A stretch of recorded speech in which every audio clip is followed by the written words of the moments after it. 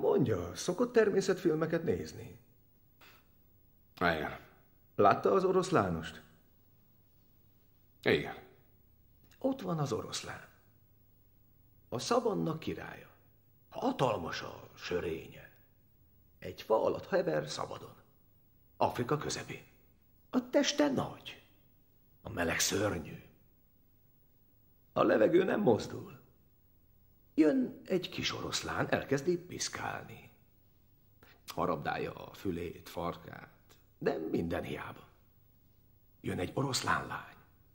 Ő is kikezd vele. Oda jön, zűrt kavar. Még mindig semmi.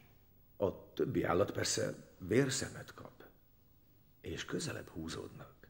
A sakálok. A hiénák. Prüszkölnek rá, kinevetik. Harabdálják. És megeszik az ételt, ami az övé volt. És közben egyre közelebb húzódnak, egyre gyanútlanabbul, de egy napon az oroszlán feláll és darabokra szaggat mindenkit. Fut, mint a szél. Az útjában mindenkit felfal. Azért, mert az oroszlán előbb vagy utóbb biztos megmutatja. Ki a király?